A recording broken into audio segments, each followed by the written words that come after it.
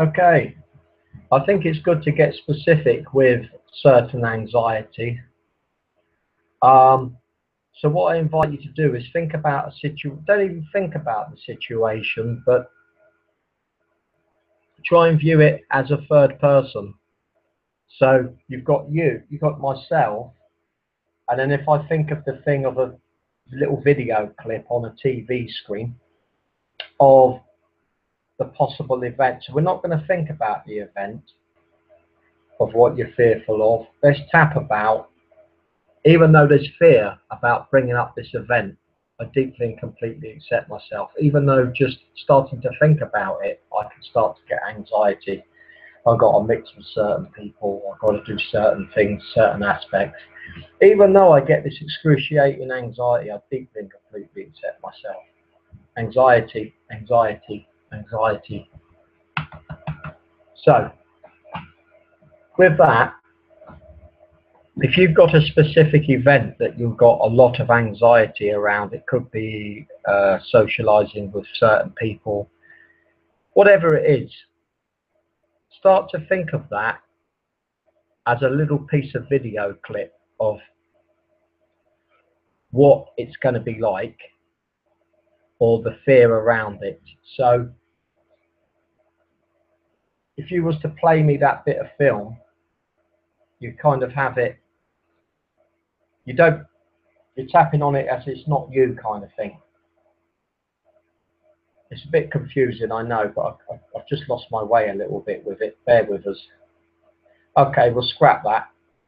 Even though I get this anxiety about socializing with people, I deeply and completely love and accept myself. Even though I get this massive anxiety and fear and my mind wanders, anxiety, old triggers, old wounds, old fear, all this fear of anxiety, social interaction.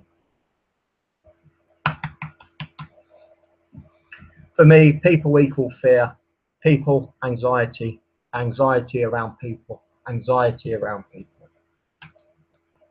Even though I get this strong anxiety around people, places and things, I deeply and completely love and accept myself.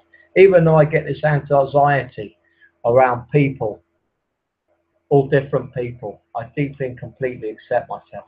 People anxiety, people fear, people fear. Even though I cannot control people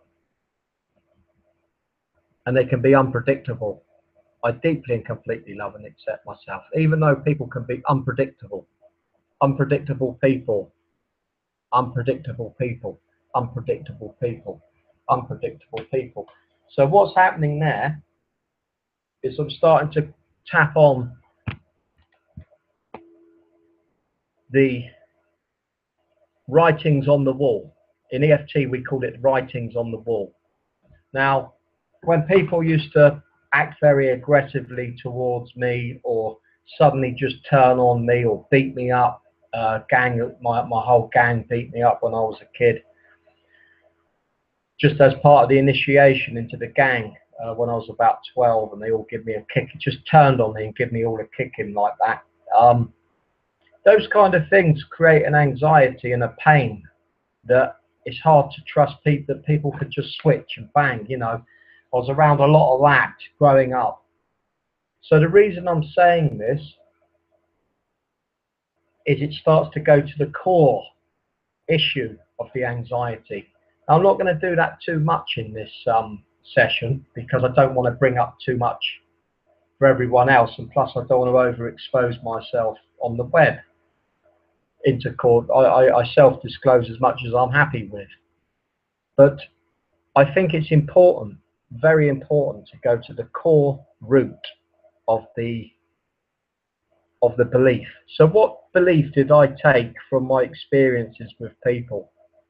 That they're unpredictable, they can be violent, they can hurt you, they can shame you, and they can make you feel very bad.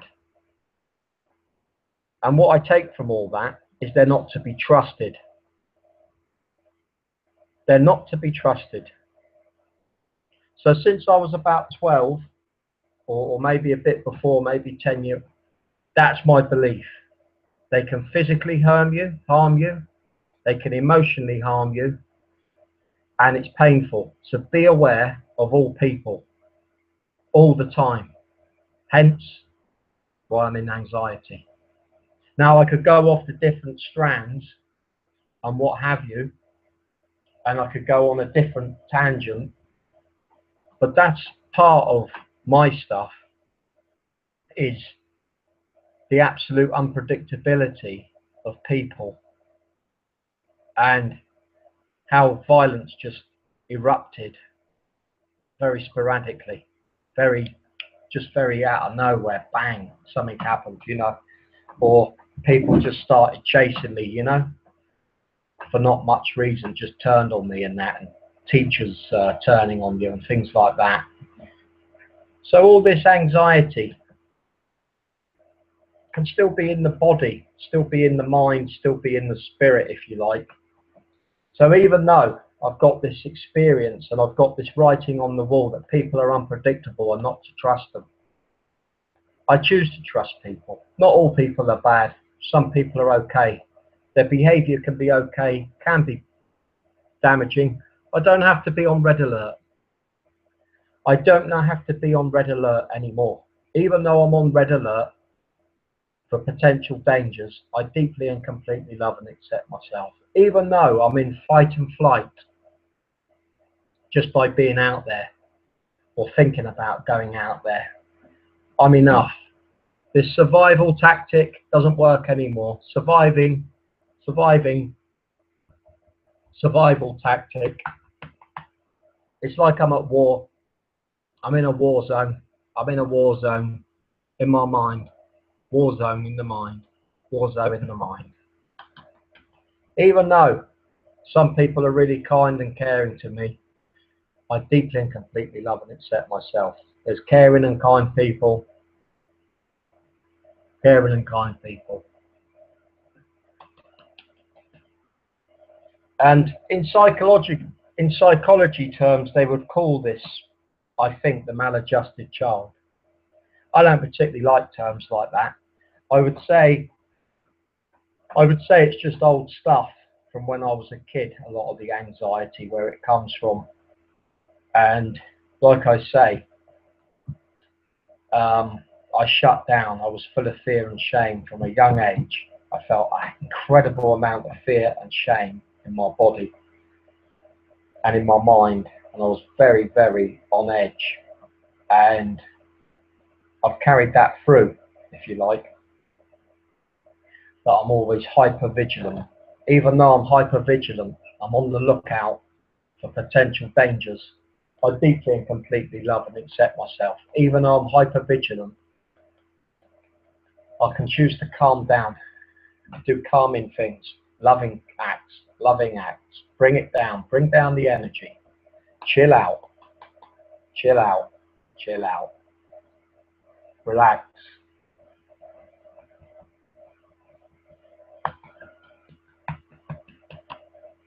So there's a few little rounds about social anxiety, and you can see how quickly it can go into other more in-depth stuff around what I've shared about my childhood today. And I've only given you slight little bits of it, and which I'm comfortable with, which I'm okay about.